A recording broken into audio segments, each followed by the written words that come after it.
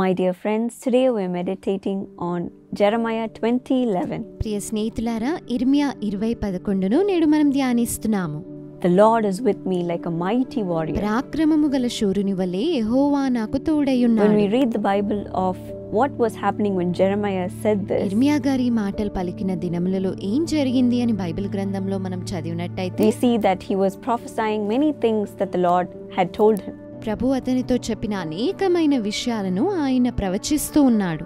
It was so uncomfortable for so many people to hear. వినడానికి చాలా మందికి అవి వినసొంపుగా ఉండేవి కాదు. Because God's people were so comfortable in their sin and they were not listening to what God was saying. ఎందుకనగా వారు దేవుడు చెప్పే మాటలు వినకుండా వారి పాపాలలోనే ఆనందిస్తూ ఉన్నారు. Not obeying the commandments of the Lord. దేవుని ఆజ్ఞలను పాటించడము లేదు. There was one chief officer in the temple. దేవుని ఆలయంలో ఒక ముఖ్య అధికారి ఉండేవాడు. His name was Pashur.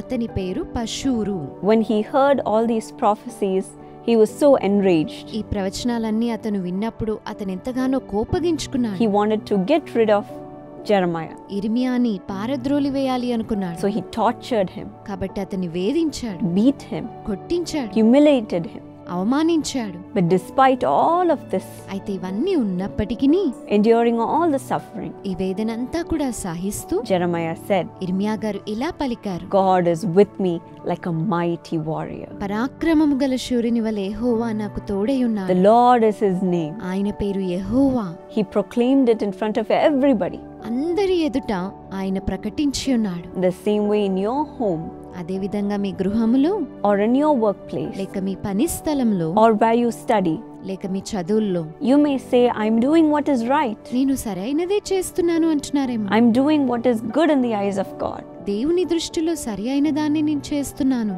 But why am I being tortured? కానీ నన్ను ఎందుకు వేధిస్తున్నారు? Why am I being put down? నేను ఎందుకు పారద్రోలబడుతున్నాను? Why am I not getting the recognition that I need? నాకు రావాల్సిన పేరు ఎందుకని రావడం లేదు? But in that situation, అయితే అటువంటి పరిస్థితుల్లో కూడా proclaim, saying, the Lord is with me like a mighty warrior. పరాక్రమము గల శూరుని వలె యెహోవా నాకు తోడై ఉన్నాడు అని ప్రకటించండి. When Jeremiah said that, what happened? ఇర్మియా గారు అలా చెప్పినప్పుడు ఏం జరిగింది? We see that the Lord was with him, ప్రభు అతనితో ఉండడాన్ని చూస్తున్నాము. fighting his battles, అతని యుద్ధము ప్రభువే చేశాడు. keeping him safe, ఇర్మియాను భద్రముగా ఉంచాడు. and through miracles he showed him that he was with him. అద్భుతాల ద్వారా నేను నీతో ఉన్నాను అని కనపరిచాడు. And all that Jeremiah said came into being. ఇర్మియా చెప్పిందంతా కూడా నిజముగా జరిగింది. Whatever he said happened.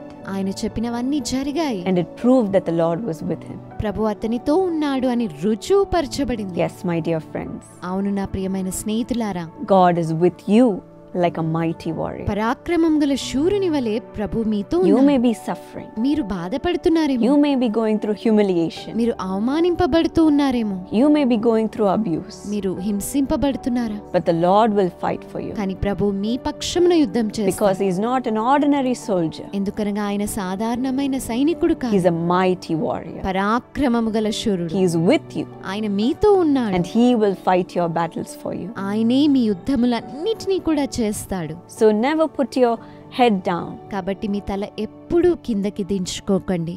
God is standing by your side. ప్రభు మీ పక్కనే నిల్చున్నాడు. Shall we thank him for this promise and pray? ఈ వాగ్దానమును బట్టి వందనాలు చెల్లిస్తూ ప్రార్థిద్దామా? Lord, today many may be going through so much of shame, so much of abuse and torture. ప్రభు ఈరోజు అనేకులు అవమానమును, హింసలను, వేదనలను ఎదుర్కొంటూ ఉండవచ్చు. They may be saying, I am doing what is right. నేను సరైనదే చేస్తున్నాను కదా అని I am అంటున్నాను. living a righteous life. నేను నీతిగల జీవితంను But జీవిస్తున్నాను. why am I going through all of this pain? కానీ ఈ బాధ నాకెందుకు కలుగుతుంది? Today, prove to them that you are a mighty warrior standing with them. ఈరోజు వారితో మీరు పరాక్రమం గల శూరుని వలె నిల్చున్నారని రుజువు చేయండి. Do justice for them, Lord, వారికి న్యాయము చేయండి. in their workplace, వారి ఉద్యోగ స్థలంలో, in their business, వారి వ్యాపారంలో, in their home, వారి గృహములో, in their school or college. వారి పాఠశాల, కళాశాలలో Let them have a righteous judgment. నీతిగల న్యాయంను వారు కలిగిందురుగాక. And let them see you fighting for them నీవే వారి పక్షంలో యుద్ధము చేయడాన్ని చూచుదురుగాక. like a mighty warrior, పరాక్రమం గల శూరుని వలె standing next to them, పక్కనే నిల్చొని giving them victory in every battle. ప్రతి యుద్ధంలో కూడా విజయాన్ని ఇవ్వండి. and showing that you are with them. మీరు వారితో ఉన్నారని కనపరచండి. Thank you for this ఈ promise. వాగ్దానంకై వందనాలు. We claim it in the name of Jesus. యేసు నామములో పొందుకుంటున్నాం. Amen. Amen. God bless you. దేవుడు మిమ్ము దీవించుగాక. My friends, I have good news. నా స్నేహితులారా, మీకు ఒక సువర్తమానం కలదు. At the Karunya University, that is Karunya Institute of Technology and Sciences, Karunya university, Karunya institute of technology and sciences, this year the board has decided to give full tuition fee scholarship waiver for deserving Christian students. క్రైస్తవ విద్యార్థులు ఎవరైతే అర్హత కలిగిన వారు ఈ యొక్క సంవత్సరంలో full ఫీజులు మీకు మినహాయింపులు జరిగించాలని బోర్డు వారు నిర్ణయం చేశారు. If a person qualifies exceptionally well in their +2 and in the Karunya entrance examination, then they will have the scholarship. విద్యార్థులు +2లో కానీ కారుణ్య ఎంట్రన్స్ పరీక్షల్లో కానీ ఎవరైతే ఉత్తీర్ణులు అవుతూ ఉన్నారో అట్టి వారికి ఈ యొక్క మినహాయింపులు పొందవచ్చును.